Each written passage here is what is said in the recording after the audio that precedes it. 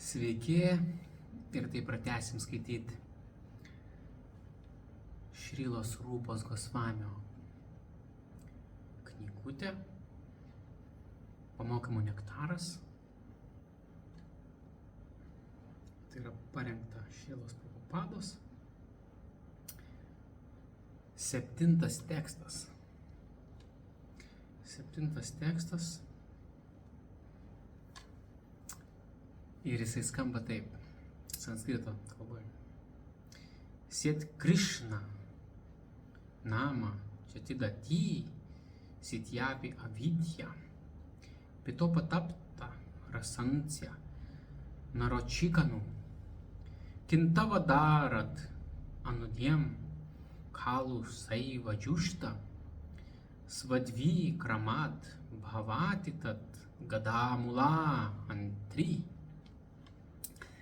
Taigi vertimas bus toksai. Šventas Krišnos vardas, būdo bruožai, žaidimai ir darbai transcendentiškai saldus.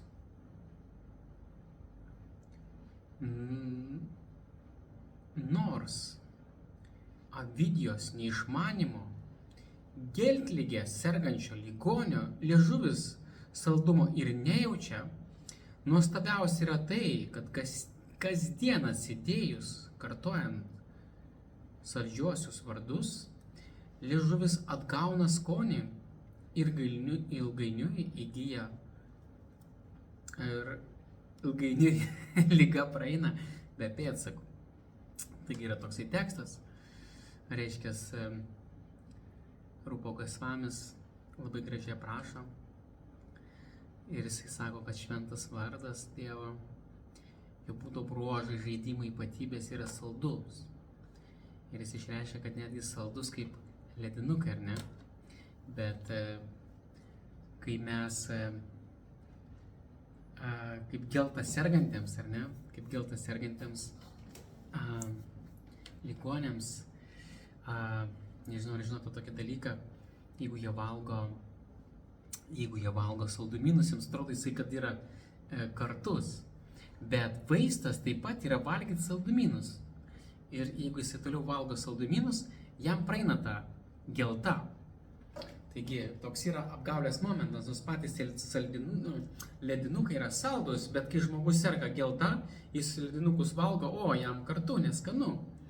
Bet jis tęsia valgyti tą neskanų tą kartu ir jam liga išgyja. Tai yra kaip vaistai tuo pat metu. Taigi lygiai panašiai yra tas dvasinis gyvenimas. Čia būtent Rūpa Gosvamis apibūdina tai, kad mes polusios sielos, kurias puolėm į šitą materialią egzistenciją, į tą materialių kančių vandenyną, mes tarsi esam tie ligoniai.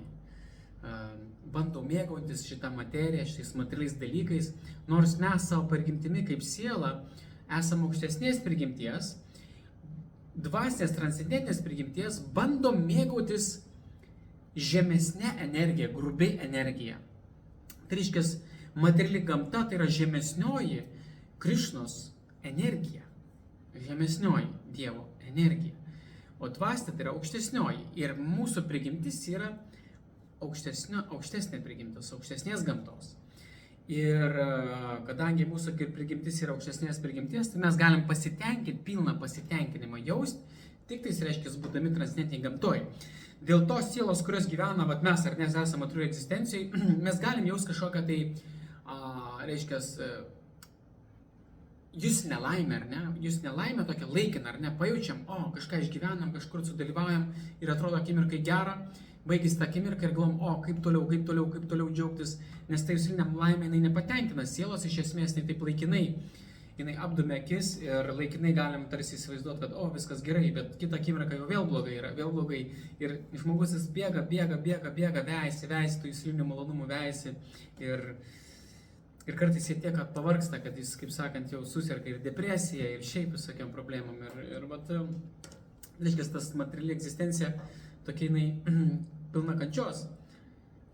Taip vakar kažkaip buvo, aš ėjau nuo jūros ir kartau mantrą, meldžiausi, meditavau ir taip man užlipus, reiškia, ant šlaito vaikas taip verkė graudžiai ir jisai verkė ir taip kažkaip tai įsiklausiau, jisai buvo mažas vaikas, nežinau, gal keli mėnesiai ir jis taip verkė, va, ir ten bando jį kažkaip visai ten raminti taip toliau, bet jo tos versams toks skaudus, jam kažkas yra negerai, jis negali kalbėti, jis negali judėti normaliai, negali nieko daryti, išreikšti nei savo norų, nei minčių, tokia situacija. Ir vat kiekvienas mes buvom tokiai situacijai ir aš pagalvojau, taip pajutau tokį skausmą tos sielos, reiškia, ar ne? Ir kai taip pagalvojau, tai yra tikrai kančia, iš tikrųjų, tas gimimas yra kančia. Kaip Buda jisai pasakė, jisai kai išėjo iš savo tobulų rūmų, ar ne, jisai pamatė gimstantį, ir jis pamatęs gimstantį, jisai pasakė, kad tai yra kančia gimti. Nes iš tikrųjų, ir va tas vakar aš pajutau, kad tikrai taip jisai graudžiai verkė ir taip toks nepatenkintas ir va ta siela tokia kenčia viduje, jinai nejaučia pasitenkinimo kažkokiam tai momente ir jinai negali išreikšti minčių, negali normaliai judėti, daug dalykų sukausti, yra priklauso 100% tėvų ir situacija tikrai tokia sudėtinga. Situacija labai sudėtinga ir taip kažkaip tai buvo tokio užjaučianti mano nuotaika tuo metu kažkaip ėjau ir taip pagalvojau tikrai nesinori vėl imti čia iš naujo, nesinorėtų. Tai vat mes faktiškai tai yra reinkarnacija, mes kaip sielos niekados nemirštam, mes keliamės į kitą gyvenimą ir vėl mums reikės būti vaikais ir vėl. Tai ta materiali egzistencija, kaip jeigu pasigilinsime tą gimimo momentą, tai yra kančia. Paskui reiškia lygos ar ne tiekimėjai, tai yra vėl kančia. Tai yra senatvė pati kančia, mirtis kančia ir reiškia ir tas materialus egzistencija, tai yra tokia gimimas, lygos, senatvė, mirtis. Vat jau kančios sukelia. Ir dar tame tarpe, dar vis įvairiausiai vykstantis įvykiai, jie irgi yra tokie skausmingi, reiškia tos visokios meilės, jausmai, emocijos, kažkokie dalykai, kur mes norim daryti, darbai, reikalai. Ir mūsų protas neramus ir daug visokiausių dalykų, kurie tiesiog sukelia tiek daug problemų.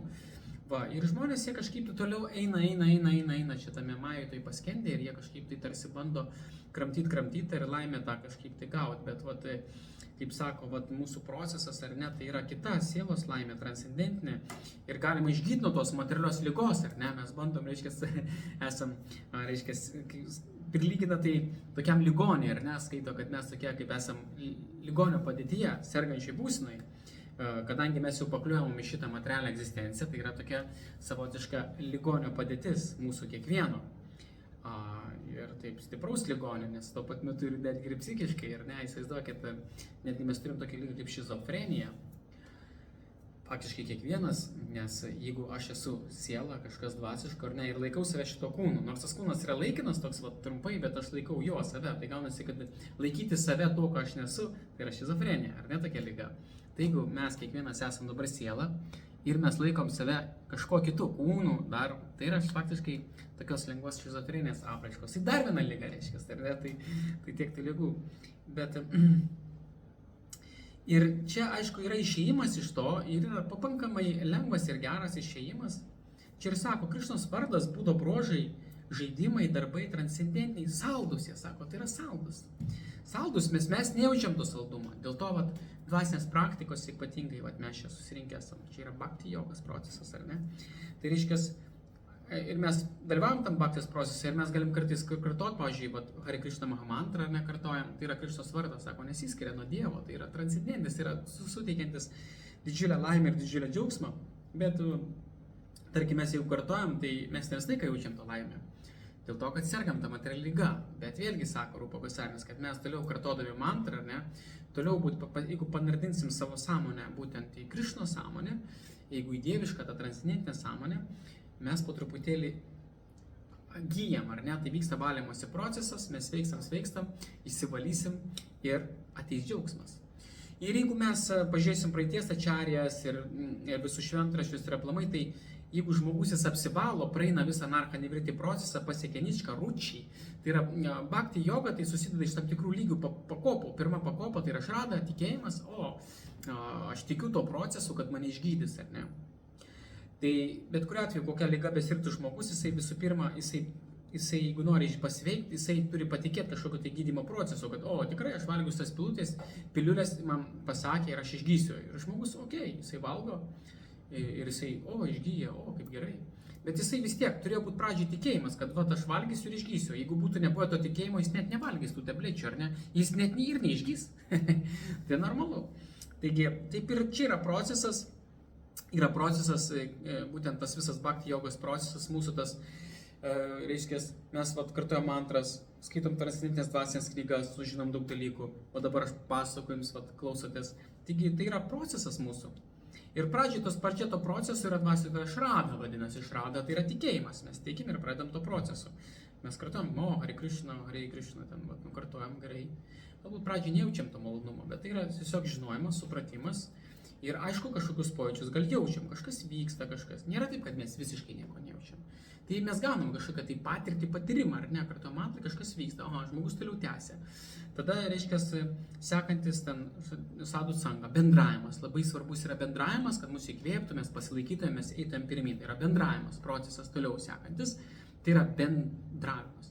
Taigi, mes bendraujam su atsidavusiais, kurie praktikuoja, kurie jau jaučia skonį, kurie daug apsivalę, pažengę ar ne, arba netgi visiškai išsivadavusios sielos šventieji.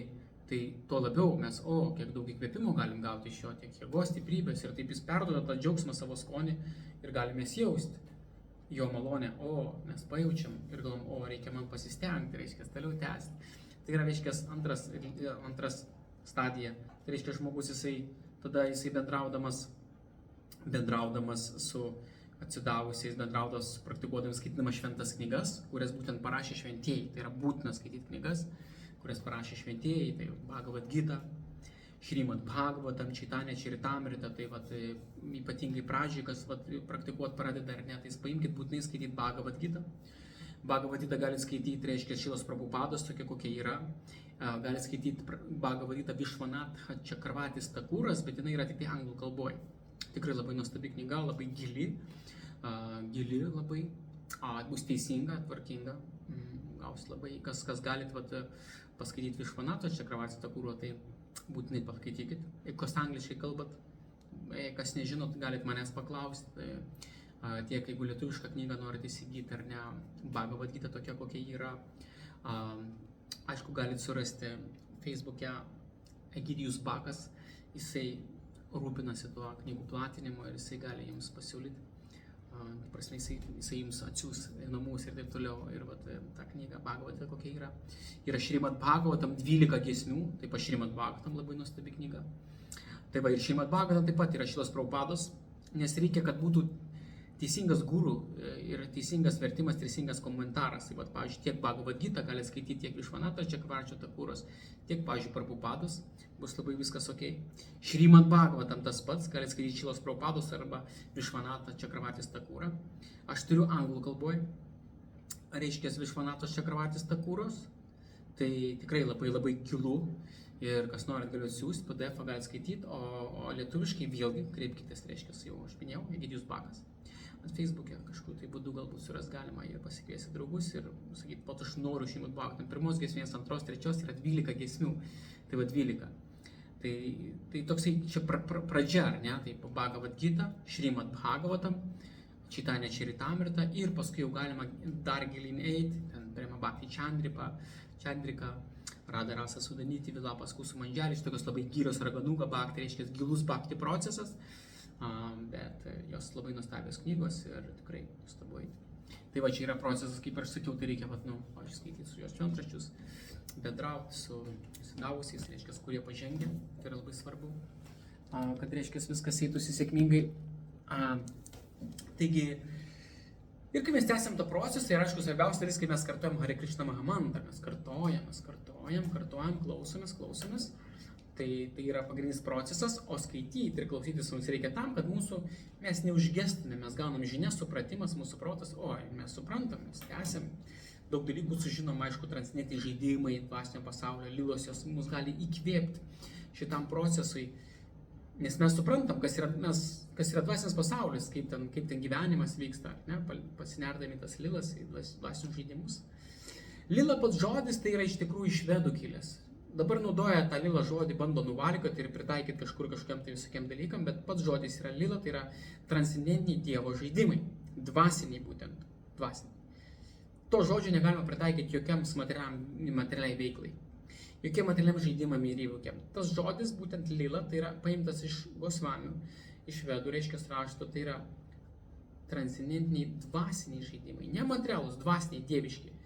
Ir vat Lilos, jeigu skaitot, paaiškinais, kokią nors, aš knyga yra Govinda Lilamrit, ar ne, tai yra Radharanės ir Krišnos žaidimai, 24 valandas paroje, ar ne, bėgyje, vykstantis dvasiniam pasaulyje, kuriuos mes galim paskaityti ir po to kartodami mantrą, ar tenos bėgiai mes galim prisiminti tas istorijas dvasinio pasaulio, tą visą saldumą, kaip ten yra, kaip žmonės gyvena pilnoje meilėje, premoje.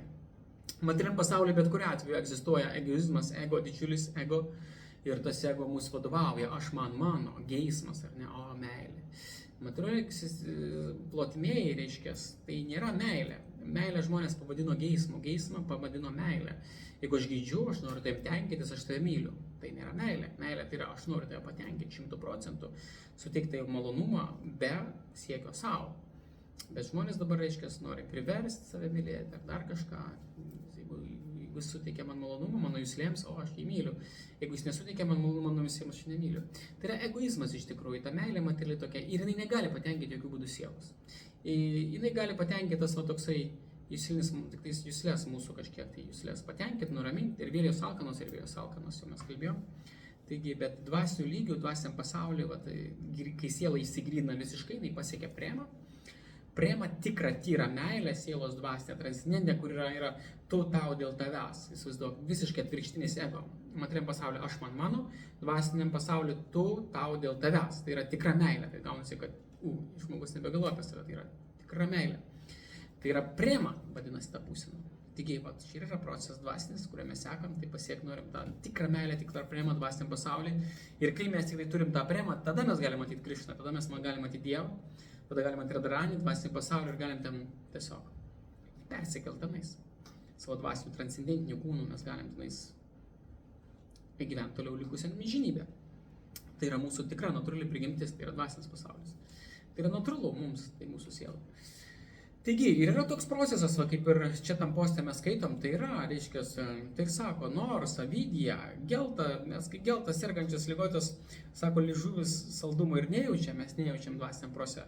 Nuostabiausia yra tai, kad kasdien atsidėjus kartuojant saldžiosius vardus, liežuvis atgauna skonį ir gailiniui įgyja ir praeina be pėdsakų. Taigi, toliau ir pagosamis mus skatina, nors mes pradžiai džiaugsmo galbūt ir nejaučiam, nes mes sergam tą materialią ligą. Pamiršom, reiškia, ego mūsų, reiškia, sukausto, mes tiek prisirišę prie šito kūno, prie materijos, pamiršom save, savo sielą, tikrai save pamiršom. Bet jeigu mes tęsim, sako, kartoti šventus Dievo vardus, ar ne, kartodami šventus Dievo vardus, mes prisiminsim Radharanį ir Krišnos dvasinio pasaulio lylas žaidimus, jeigu mes tęsim, truputėlį protą pastovėsim, galbūt pradžiai tai bus reguliuojam, ar ne, protas, ne, sako, bėgam ten, lekiam, bet jis reiškia, žmogus, jisai, palauk, raminkis, einam antras kartu, einam Hare Krishna. Ir kai žmogus tęsia, apsivalo, tai yra procesas, kaip ir sakiau, šrada tikėjimas, antras sadhu sandar bendravimas, tada reiškia, bhajana kriya, tada jisai reiškia, atlieka procesą, jisai sadhana atlieka, o ką aš ir dabar ką tik sakiau, sadhana, bhajana kriya, tai reiškia, jisai sadhana atlieka, bhajana atlieka. Jis nenori, jo protas nenori galvoti apie šventus vardus kartuoti, bet žmogus jisai, vien iš supratimo, jisai, reikia, kartuoja. Kodėl ne? Nes protas kitu atveju sakys, ne, pagalvojam apie tą, trečią, ketvirtą, tiek daug visokių dalykų jisai mums pasiūlys, ar ne? Ten, kokio nors, tauškės mūsų galvoje, šungliruos, kalbėsis ten su savim siūlys, ar ne? Bet žmogus jisai turėtų ateiti vieną dieną į tokią sąmoningumą, pagalvoti, gal užteks tau ten bambėti, davai paklausyk manęs, davai pakartojam mantras, davai pagalvojam apie Krišną, apie Radharanį, pagalvojam apie dvasinį pasaulį, paklausom dvasinės paskaitos ir kažkaip sąmonę tiesiog panarinam į tą, į dvasinę sąmonę. Taigi, tokiu būdu, jeigu mes tęsiam kartot mantrą, galbūt protas kartais nenori, bet reiškia, tai mes sergam, liga, sako, liga, mes tęsiam, valosi procesas. Tai reiškia, tada yra bhajana kriya, kai mes atliekam tą procesą, ar ne, tai yra vadinasi sadhana. Tai mes sekam, kartuojam mantrą, mes skaitom šventraščius kiekvieną dieną, ten po kokią valandą, kartuojam mantras po kokią valandą, 2-3 ar daugiau, kiek mes galim, ar ne, pasas klausom ir tokiu būdu, reiškia, mūsų sąmonę panarinam į transcendentiniai dvasinius dalykus, į Krišnos sąmonę. Ir kai mes tai tęsiam, tada ateina dar sekantis procesas, reiškia, yra lygiai, ar ne, mes jau kalbam, reiškia, ne, Tada ketvirtas, anarcha neviryti, reiškia, purvų valymasis. Tada reiškia, žmogus jisai pamato, o, anarcha neviryti, reiškia, anarcha, tai reiškia tai, kas nereikia. Anarcha reiškia tai, kas mums nereikalinga. Kenksminga, tai reiškia, lygos, ar ne, tos visos, jis turi išeiti, ar ne, jų daug lygų įvairiausių mūsų. Tai įvairiausi materialūs norai, troškimai, prisirišimai prie visokių nereikalingų dalykų. Vaikščiojimas po barus, po restoranus ten, kažkur tai alkoholio gėrimas, rūkimas, visokie narkotikai ir ten mėsų valgymai ir visa kita. Tiek daug tokių dalykų, kurie mus tempia atgal į materiją, į mają. Tai reiškia, žmogus apsivalo, jis atsisako daug dalykų.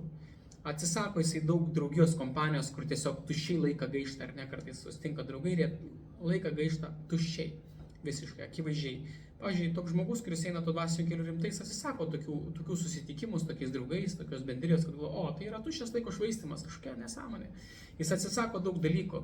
Tai reiškia, anarcha nevirti vadinasi, jisai valosi, jis atsisako daug dalykų ir tai yra to pats sadnos dalis ir jisai užima savo protą dvasiniais dalykais. Tada, reiškia, kita draugija atsiranda draugai, kurie praktikuoja galbūt šitą praktikas, atlieka, tada su jais daugiau bendrauja apie Dievą, apie Krišną, kartu susirinkę, dainuoja mantras, kartoja vienas kitą palaiko. Pasikeičia, reiškia, galbūt pasaulėjauta, pasaulėžiūra ir pasikeičia draugų ratas, pasikeičia jo pomėgiai. Reiškia, jisai valosi, jam daug nukrenta dalykų, jam kai reikėjo, jam reikėjo, reiškia, pirkti kiekvienais metais po naują automobilį, kad jis gerai pasirodytų prieš draugus, pasirodytų gerai prieš kaimynus ir taip toliau, reikėjo įsipirkti jam naują automobilį, naujausią telefoną, dar kažkokių tai dalykų apsikrauti naujausiais tokiais rūbais, čia vaikščioti ar ne. Ir jisai sėmėsi džiaugsmo, jo džiaugsmas buvo toks egoizmas, išdidumas, toksai puikybės jausmas ar ne. Bet žmogus, kuris praktikuoja šitą Krišnos sąmonę, visiškai praktikuoja būtent šitą dvasinį procesą, bhakti jogą, pradeda dvasiškai gyventi, jam pradeda taip banalu tampa, taip tampa tuštybė, galvo, kokia nesąmonė. Ir jis nebepradeda, ir sakant, pirkti naujų automobilių, naujų tenais, kaip sakant, tų telefonų ir vaizduoti prieš savo išdidumų tenkintis. Jam jau tai malonumo nesuteikia, jis galvo, o, kam to reikia, tai yra nesąmonė visiškai. Tai reiškia, turime, tai yra anarcha, tai yra tai, kas nereikalinga ir žmogus atsisako, ne, aš to nebenoriu, viskas, eikit liop. Ta prasme, mano senas telefonas geras, mašina mano gera, viskas gerai, puiku. Tas išdidumas, tuštybė. Ir žmogus toliau tęsia, tai yra narkos, mes atsisakom.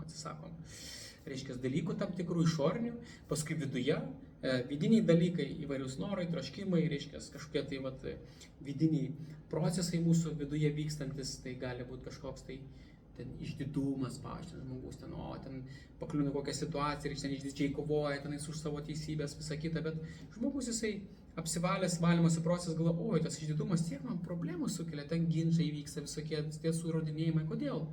Sutinka žmogus, kažkas pradeda kipti jau kultūnus į ginčus, jis sako, o, atsiprašau, tu teisus, viskas gerai, nors jis neteisus, bet jisai galvo, oi, čia vėl veltis man, nereikia, žinai. Jis reiškia, jau nugalėjo savo išdidumą, ne, man nereikia to išdidumo, gerai, tu teisus, ramu, viskas ir praeina. Tas kitas stovi žiūri, kaip praeina, žinai, čia visą laiką iš čia kovodavo, visai, kad tiesas įrodinėdavo, o kas čia pasidarė? O jums pasidarė tas, kad jums pasidarė tai nebeįdomu. Džiaugsmo jūs ėmėtės kitur. Ir pro truputėlį tai žmogus valosi, anarcha nevryti. Ir aišku, tam procesas jis yra toksai, bet kuriuo atveju, kai žmogus kartoja mantrą, kai jis dvasiniais dalykais užsiema dvasiniam praktikom, skaito šventas knygas, visą kitą, jis jaučia vis tiek kažkokią tai laimę. Ateina laimė, reiškia sveiksta, valosi, jo širdis valosi, aplinka keičiasi, o žiūrėjau, taip gera. Tai paprastas gyvenimo būdas ir išaukštas mąstymas. Tai yra Vaišnavo principas, paprastas gyvenimo būdas, išaukštas mąstymas. Tai žmogus pradeda būtent bhaktas taip mąstyti. Paprastas gyvenimo būdas, išaukštas mąstymas. Ir tai jisai tiek malonumas semėsi iš vidaus. Ir vis gilėja, jis tęsia procesą, tęsia. Tai yra, reiškia, bhajana kriya. Visi tie pirminiai procesai yra. Šradha lieka, sadhusanga lieka. Bhajana kriya visas procesas, reiškia, lieka. Jis turi tiesiog toliau, nori, nenori, jis daro tai. Kartais 6 rytą jis atsikėlęs ar 5 ar 4 jis nori kartot mantras, kartais ne. Bet jisai tęsia, daro, jam patinka ar ne. Tai reiškia, tai yra procesas. Tai yra valymosi procesas. Būtent kaip ir geltas sergantis žmogus, jisai nors jam ledinukai neskanus, saldumas neskanus, bet jis tiek laišo tos ledinukus ar neskanius ir po to pradėjo skonį. O, kaip fainai. Taigi, tai yra procesas toksai Krišnos sąmonės.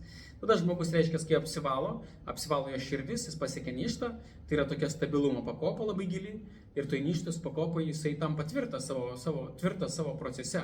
Tada jisai gali sėsti mantrą ir be perstojo kartoti. Be nenutrūkstamai jisai gali kartoti, pavyzdžiui, 6 valandas, 8 valandas mantrą, atsisėdęs ir sukartoti. Kokius 64 ratus, tiesiog atsisėdęs. Tai yra tvirtas. jo protas, jo niekas nebetrikdo, reiškia, tai yra ništa tokia pakopa. Įsivaizduojate, kokia nuostabi pakopa, kad jūs galite tiesiog valdyti pilnai savo mintis, savo protą, savo jausmus, emocijas ant tiek, tai yra ništa, kad jūs tampat kaip sakant, kaip uola, kaip akmuo didžiulis toksai, kaip luitas neišjudinamas, jūs atsisėdate ir tiesiog sukartojat mantrą. Įsivaizduojate, koks tai malonumas, kai jūs, reiškia, nedrasko jūsų jausmai, jūsų protas, jūsų emocijos, jūsų viskas protas, jūs jį kontroliuoja. Protui pasako, tai mes dabar kartuosim mantrą ir jisai kartoja. Tada, reiškia, tokiu būdu tai būna kaip veidrodžio valymas, ar ne, kaip veidrodis dar būna, jau matai save, bet dar toksai skaidrumo nėra. Tai reiškia, tas toksai labai koncentruotas, gilus mantros kartojimas procesas, jisai tas veidrodžio valymas įvyksta, reiškia, toks skaidrėja jisai. Bent jau kažkiek tai matai save, ar nepradedam kažkiek save jau matyti. Ir valymas jis vyksta toks labai gilus. Ir tada kas atsitinka, žmogus jis, reiškia, po truputėlį pasiekia lygį, tai yra, reiškia, rūčiai skonis. Tai va ateina rūčiai džiaugsmas, reiškia. Tai tada jisai pradeda, jau tada tas ledinukas tampa saldus ir jisai kartoja mantrą ir jis negali nustoti kartoti, jam tiesiog gera. Jisai tiesiog jaučia didžiulį džiaugsmą ir didžiulį malonumą kartodamas mantrą, galvodamas apie Krišną, apie dvasinius dalykus. Jau jisai, reiškia, perlaužia savo tą nešvaros tą momentą. Jis dar nėra išgijęs iki galo, dar ego yra, dar yra daug dalykų, bet jau jisai pradeda jausti malonumą. Toks džiaugsmas tiesiog didžiulis. O įsivaizduojat, kartuot mantrą, tiesiog negalite nustoti, jums tiesiog malonumas, ar net dvasinis pasaulis pradeda virti jūsų širdį tiesiog. Širdis yra pradeda kunkuliuoti, reiškia, Vrindavanas, jūsų širdį, protas, sąmonės yra paniręs į Krišnos, jūs tiesiog išdarėt Krišnos vardą ir jums tiesiog, jūs negalit nekartot, jūs norit tęsti ir taip gera, kad tiesiog savaime atkrenta visi materialūs dalykai ir tas džiaugsmas tampa toks labai gilus, vidinis, jūs nepriklausot nuo nieko tokiu būdu, tai yra labai labai gilu. Reiškia, ir jūs tampat nepriklausomas nuo jokios materijos, nuo jokios išorės.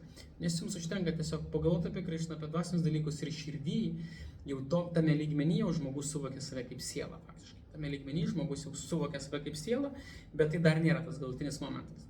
Tai va, tas saldumas, kaip Čaitanjos Mahaprabhu istorija buvo tokia. O Čaitanjos Mahaprabhu istorija, tai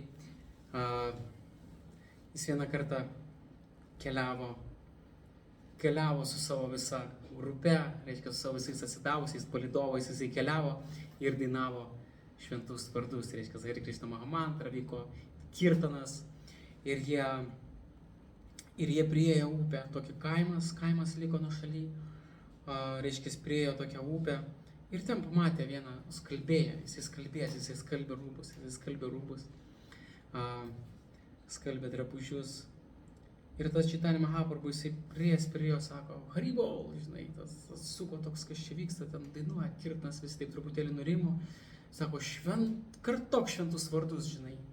O, jis pažiūrėjo, mano Prabhu, jis pamatė tokį švytintį, spindinčią asmenybę, o Čaitanjos Mahaprabhu, tai buvo pats Krišna, bet jis atėjo čia į šitą pasaulį, jis buvo 500 metų atgal taip neseniai, būtent, ir jis atėjo, pats Krišna buvo mūsų žemėje ir jis atėjo kaip vienuolis, jis apreiškė save pats Dievas, pats Krišna, jis atėjo čia kaip vienuolis, jis norėjo pajausti tai, ką jaučia atsidavusiai, ką jaučia jo atsidavusiai, būtent galvodami apie jį, reiškia, tarnaudami jam savotiškai, būdami jo draugais ir visą kitą savo širdyje, ar ne, jis norėjo pajausti, dėl to jisai Radharani jam padovanojo savo širdį. Radharani tai yra meilės įsikūnimas, jinai tiesiog yra visa atsidavus Krišnai, jinai yra tiesiog bhakti įsikūnimas, ar ne, meilės, premos, yra mahabhavos įsikūnimas, visiškos meilės, ir jinai labai labai myli Krišną.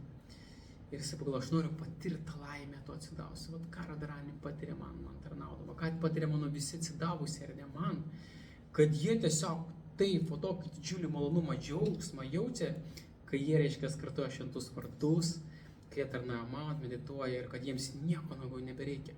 O pas Vaišnavas atsidavusi, tai taip ir vyksta iš tikrųjų, kuris tęsia, apsivalo, po to pasiekia rūčį, džiaugsmą, bhavą ir prema ir jam viskas tiesiog, jisai tarnauja Krišnai, jis nori būti su juo, galvoja apie jį, jisai jaučia didžiulį meilę, didžiulį malonumą.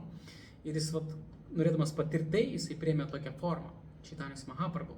bet Radharani jam dovanojo savo širdį, kad jis galėtų pajausti atsidavimą. Taigi jisai buvo pas mus, Chaitanya Mahaprabhu, ir jis mums rodė savo pavyzdžių, jisai kartojo Hare Krishna Mahamantrą, dainuodavo kirtanuose ir visi atsidavusiai pasiekėjai sekė jį. Ir vieną dieną, kaip ir pasakau, jie dainuodami keliavo ir sutiko tą skalbėją prie tos upės. Ir jisai tiesiog, kur tas nustojo, ir jisai paprašė tiesiog, kartok, sako, šventus vardus. Ir jisai, matydamas į priešais akis Čaitanę, tokį spindinti visą, ir jisai, Prabhu, sako, aš neturiu, sako, laiko. Aš turiu dirbti, skalbti ar net tos rūbus, tiek man daug dalykų yra, turiu išlaikyti savo šeimą, vaikus, viską. Jis sako, aš turiu dirbti. Ir tas Chaitanya Mahaprabhu sako, tu tiesiog pabandyk, sako, kartot. Sako, tu tiesiog pabandyk kartot šitą mantrą ir visos tavo problemas dings, tiek daug rūpesčių turi.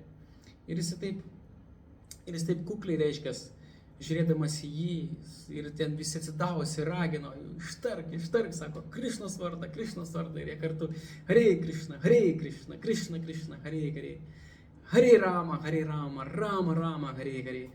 Visi atsidavosi jam taip kartot pradėjo ir ragino, kartuojam, sako, šventus vardus. Ir tas kalbės, jis taip kukliai, ir jisai, prisijungė prie jų, Hare Krishna, Krishna, Hare. Ir jisai pradėjo kartojo, ir jam plaukai piestų pasišiaušė, reiškias. Ir jisai visas tiesiog ekstazę jį visiškai paėmė, ir jis rankas iškėlė, pradėjo ten šokti, reiškias, iš laimės, iš džiaugsmo, ir šventus vardus giedoti, ir visi atsidavosi, palaikydami jie kartu, ir pradėjo tiesiog, tas žmogus, jisai gavo ypatingą Chaitanės Mahaprabhu malonę, reiškia, tokią malonę, tai jisai dovanojam premą. Kai tik tai jisai pradėjo kartot mantrą, tai yra ypatinga malonė, aišku, kurią mes gausim vieną dieną, jeigu mes tęsim šitą procesą, bet šitam skalbėjui tiesiog nusišypsojo labai ypatinga laimė. Chaitanya Mahaprabhu jam dovanojo malonę tiesiogiai, jisai buvo tuo metu, ir jisai pilną bhavą, pilną premą gavosi malonės dėka, atsidavusi ją palaimino, ir jis tiesiog pilnas ekstazės, su plaukais pasišiauštais, jis tiesiog šokinėdamas bėgo link savo kaimo, nes Chaitanya Mahaprabhu, jis jo paprašė, sako, būk tu geras, sako, platink ir kitiems, sako, tai yra toks malonumas, toks džiaugsmas, sako, mantros kartojamas šventų vardų. Jis paprašė, sako, tu tiesiog išdalink šitą meilę kitiems. Jis taip pat, reiškia, jis ne tik tai jam dovanoja, bet jam davė nurodymą išdalinti šitą meilę visiems, išdalinti šitą premą, reiškia, šitą premą visiems. Ir jis tokiu būdu šokdamas, dainuodamas ekstaziai tiesiog, Hare Krishna Mahamantrą, Hare Krishna, dainuodamas, reiškia, visas toks kaip pamišęs, kaip beprotis įbėgo į kaimą. Visi nusigando, pamatė, kas čia vyksta, jis stebėjo jį, ir jisai dainavo, prieidamas, griebė kiekvieną ir sakė, kartok, Hare Krishna Mahamantrą. Tai yra pats didžiausias malonumas, tai pats didžiausias brangakmenis. Ir tą, kuris paliesdavo, reiškia, pats irgi jam piestų plaukai pasišiaušė, ir jisai irgi pradėjo dainuoti šventus vardus. Ir visą šitą kaimą užkrėtė, reiškia, ir visas tas kaimas pradėjo giedoti šventus vardus, dainuoti. Ir va tokiu būdu jie patyrė tokią transcendentinę pilną laimę, meilę, premą. Ir aišku, toliau nežinau, kaip ten buvo iš tikrųjų, bet kaip Chaitanya Mahaprabhu jisai išėjo, yra šventraščiuose būtent aprašo, ir Goswami aprašo, kad faktiškai, kai Chaitanya Mahaprabhu jisai iškeliavo, tai jisai faktiškai tuo metu gyvenančius šitoj planetoj žmonės, faktiškai visus jisai įsivedė, ta prasme, visa mūsų planeta, reiškia, visi gyventojai buvo apdovanoti premą. Jie išėjo, gimė vaikai, taip toliau vystėsi visas procesas, mes toliau turim savo giminaičius ir visą kitą, bet jisai būtent užkrėtė visus, jisai čia viešėjo pas mus apie 40 metų, apytikriai, ir jisai per tą visą laiką, jisai visą laiką kartojo šventus vardus, apreiškė visas ekstazijos požymius, reiškia tos palaimo, visą dvasinę, transcendentinę. Ir tokiu būdu, kai jisai paliko šitą mūsų pasaulį, reiškia, sugrįžo į dvasinį pasaulį. Kai jisai iškeliavo, tai jisai, sako, iškeliavo su visais, visi, kas paliko kūną po jo, reiškia, kurie dar buvo toj kartoj, jie iškeliavo taip pat į dvasinį pasaulį. Visos sielos, kurios būtent tuo metu gyveno žemėje, jas iškeliavo kartu su Chaitanya Mahaprabhu į dvasinį pasaulį. Taigi, būtent taip byloja Gosvami, šventraščiai palikti. Tai va tokia labai ypatinga istorija ir aišku, norėčiau, kad mes kiekvienas taip pat tęstumėm šitą procesą, pajustumėm džiaugsmą, malonumą šitos mantos kartojimo, šito dvasinio tradicinio proceso, kas tikrai yra labai nuostabu. Jeigu mes tęsim, mes būtinai pasieksim, reiškia, ir ništą, ir pastovumą, pasieksim ir rūčį, ir skonį, pradėsim jausti malonumą vis didesnį ir didesnį ir galiausiai pavą ir premą, meilę. Toks yra mūsų tikslas. Tai va, ir kiekviena, kuris, reiškia, klausos šitos paskaitos, tiesiog nori įkvėpti kažkokiu tai būdu, bet jau teoriškai, kad tęskit šitą procesą. Procesas yra saldus, labai geras, nieko iš tai neprarasit. Ir kuo nuoširdžiau tęsit, tuo daugiau pajusit, daugiau laimės ir džiaugsmo ir malonumo. Taigi, visiems sėkmės šitam dvasiniam kelyje. Jeigu turit klausimų, rašykit, užduokit po komentarais ir toliau bendraujam ir toliau kartuojam šventus vardus, Hare Krishna ir tęsiam šitą nuostabų procesą. Iki susimatymų.